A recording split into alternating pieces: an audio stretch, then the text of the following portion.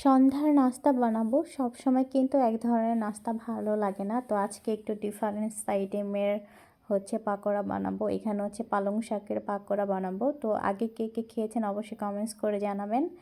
আমি এটা এবার ফার্স্ট টাইম খাচ্ছি। তো দেখি কেমন হয়। তো প্রথমে পালং শাকগুলোকে ধুয়ে সুন্দর করে কুচি, কুচি করে মিহি করে কেটে নিয়েছি। এবার একটা বোলের মধ্যে তুলে নিব। এরপর ধনেপাতাটাকেও কাটবো একদম কুচি, কুচি করে। তো ধনেপাতা কাটাও শেষ। এবার সেই পালং শাকের মধ্যে দিয়ে দিব। এরপরে পেঁয়াজ কুচি, কাঁচামরিচ কুচি, তারপর চালের গুঁড়া, ময়দা, তারপর হলুদ, মরিচ, তারপরে ধনিয়া, তারপর লবণ, সামান্য পরিমাণ পানি দিয়ে একবার পালং শাকের সাথে একদম সব মশলা ভালোভাবে মাখিয়ে নিব। তো এইদিকে আমার মাখানো কিন্তু একদম শেষ। আঠালো আঠালো একটা ভাব এসেছে। তো এটা ভাজার পালা।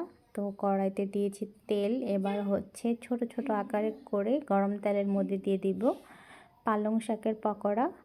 তো খাওয়ার পরে কিন্তু আমি ভয়েসটা দিচ্ছি, আসলে খেতে অনেক মজা হয়েছিল। যারা এখনও খাননি তারা অবশ্যই বাসায় একদিন ট্রাই করবেন, খেতে আসলে অনেক মজা। যাই হোক, এক পাশ ভাজা হওয়ার পরে আমি আরেক পাশ উল্টিয়ে দিচ্ছি। এবার বাদামি কালার করে ভেজে নামিয়ে নিব।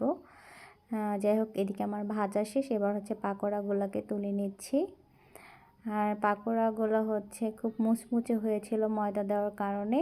তো সন্ধ্যায় সবাই এভাবে নাস্তা করলাম। আর সাথে একটা চাটনি বানিয়েছিলাম। এই তো।